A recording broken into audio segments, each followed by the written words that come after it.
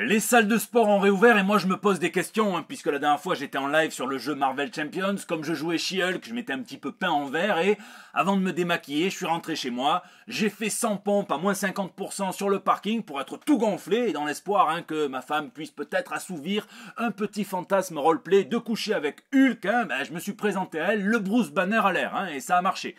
Puisqu'elle m'a sauté dessus, elle a hurlé j'ai toujours rêvé de baiser le Grinch ».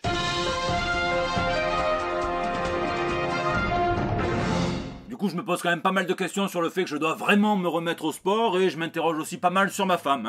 faut l'avouer. Ici, votre fidèle commis des comics, vous êtes dans l'émission qui fait le tour de l'actu de l'industrie du comic book et de tous ses dérivés, c'est le 248e JT Comics et même les super-héros vieillissent mal. La semaine dernière, on a vu que c'était Œil de Faucon qui était un petit peu parti en couille. Cette semaine, c'est Wolverine qui donne raison à Earth X et qui prouve qu'il déteste vraiment tous les humains. Où est passé l'idéal super-héroïque? Je sais pas, en attendant, nous on va passer aux news de la semaine. Guns puni. Les amoureux de cartoon le connaissent, Elmer Fudd, c'est ce chasseur sachant chasser qui doit désormais chasser sans son gros fusil, puisque la nouvelle mouture des Looney Tunes, qui est diffusée depuis fin mai dernier sur HBO Max, a décidé de censurer l'arme fétiche d'Elmer pour lutter contre les violences. Mais rassurez-vous mes fans de slasher de tout pays, il s'agit de lutter contre les violences infligées par les armes à feu, puisque le fusil sera remplacé par une faux, faut le faire. D'autre part, la série étant assez raccord avec tout ce qu'il s'est fait par le passé, le producteur rappelle qu'il s'autorise toujours la violence dite cartoon, donc Elmer peut découper Bugs Bunny comme c'était un tueur cannibale, peut le faire sauter avec de la dynamite, peut lui envoyer des rochers, lui envoyer des enclumes, bref, tester plein de méthodes de chasse dites alternatives, mais il n'a plus le droit de lui tirer dessus avec son fusil. Je comprends évidemment qu'on puisse trouver qu'il s'agit d'une demi-mesure hypocrite et pas qu'à moitié, et si vous voulez vraiment réfléchir à la nature violente du monde des cartoons, l'un des meilleurs comics jamais sortis, c'est Animal Man, le numéro 5 de Grant Morrison, dessiné par Chas Truog et Doug Hazelwood, mis en couleur par Tatiana Wood, édité par Madame Karen Berger, les covers sont signés Monsieur Brian Bolland, c'est du génie, le gospel du coyote. Et Elmer a aussi eu l'occasion de rencontrer Batman à Gotham City dans un crossover aussi bon que ce qu'il est intriguant, et c'est par Lee Weeks et par Tom King. Voilà. Ça permet de s'interroger aussi sur la nature profonde d'Elmer Fudd, qui est caractérisée par une forme de masculinité toxique, comme on dirait en ce moment, et surtout aussi par un gros manque d'estime de soi, ça va souvent de pair. De toute façon, mieux vaut ne pas trop commencer à faire de la psychologie de bas étage, puisqu'un type qui court après un lapin, qui s'enfile des carottes avec un fusil parfois dur, parfois en demi-molle, je me demande ce que dirait tonton Freud.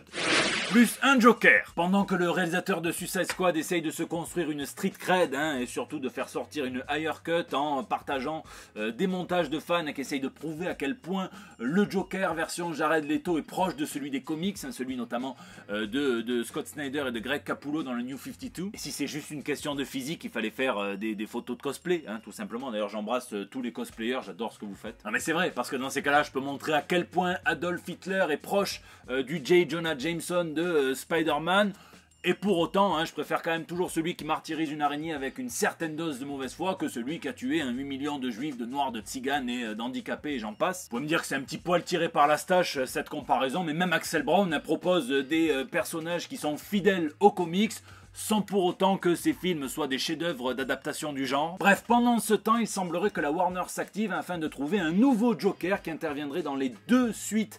du reboot du prochain Batman de Matt Reeves, puisque le premier opus est déjà aussi chargé en vilain qu'une réunion des anciens du RPR, et donc il semblerait qu'il cherche un tout nouvel acteur, ce qui signifie la reprise des photomontages où tous les anciens acteurs ayant incarné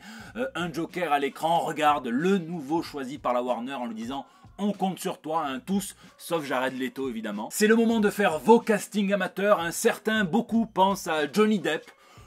Moi je vous laisse me dire à qui vous pensez pour incarner ce rôle dans les commentaires.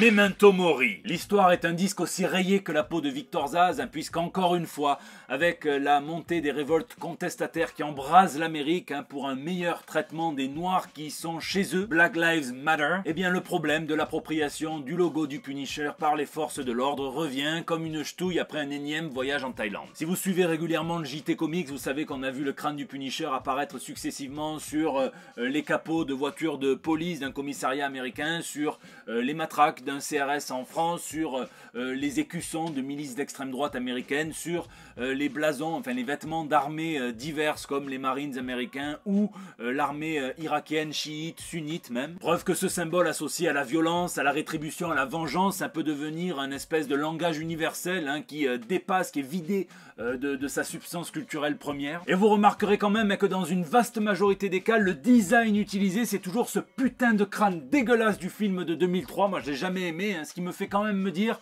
que la plupart des gens qui l'utilisent, si déjà ils connaissent le personnage, ils n'ont jamais ouvert un comics de leur vie. Alors moi ça m'interroge, en plus voilà, j'ai quand même le symbole du Punisher tout le temps sur les doigts, c'est la toute première bague de Nous sommes des héros, vous avez vu sa conception dans le docu-comic numéro 1, mais ce que j'aime globalement dans le Punisher, c'est pas son côté texan, les pistolets, les gros flingues, je tire, même si je vous avoue qu'il y a un petit côté jouissif, un petit côté catharsis, de voir par exemple les boyaux d'un proxénète d'enfant venir servir de guirlande dans un arbre, c'est humain, moi ça me plaît. Non, moi ce qui m'a toujours plu chez le Punisher, c'est son côté profondément tragique, celui d'un personnage qui, après avoir perdu tout ce qu'il a de plus cher au monde, et donc sa femme, son fils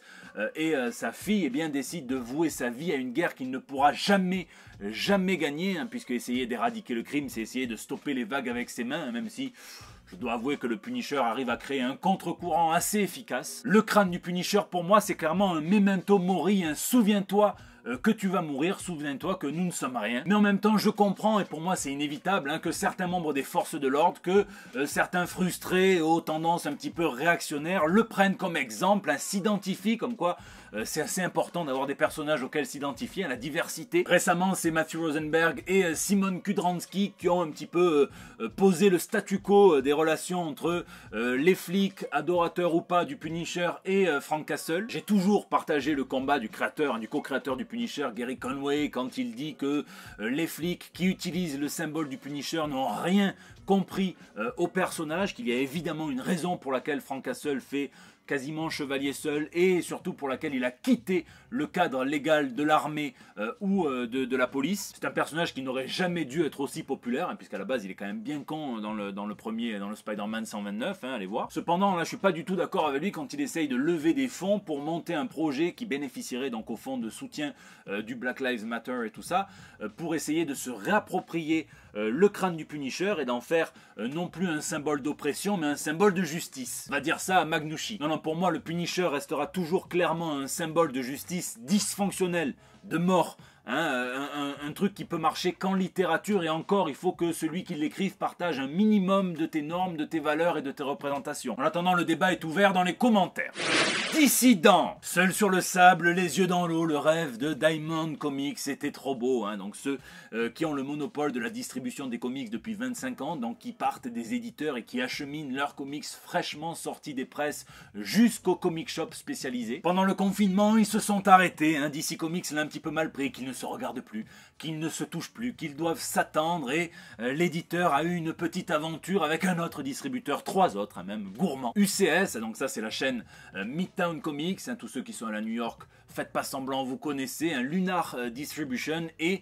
Penguin Random House. Forcément ça se justifiait, non mais tu comprends, c'est juste le coup d'un mois, il faut bien que je sorte mon Batman numéro 89, toi tu ne fais plus rien, tu comprends, mais je t'aime. Bon, et en fait il semblerait que ce ménage à 4 soit tombé amoureux et décide de continuer leur relation même dans le monde d'après, puisque la décision est historique. DC Comics cesse de travailler avec Diamond Comics et décide de pérenniser sa relation avec les 3 autres distributeurs. D'un point de vue business, ça vient absolument tout mettre en branle, et ça peut clairement être perçu comme une déclaration de guerre contre un certain modèle de parution des comics, mais aussi contre Marvel et tous les autres. Bon, déjà il faut quand même se rappeler à quelle échelle on parle. Pour nous c'est un éditeur, certes, l'un des 2 plus gros, qui rapporte des millions et des millions de dollars, mais ces millions et millions de dollars ne sont rien quand cet éditeur est racheté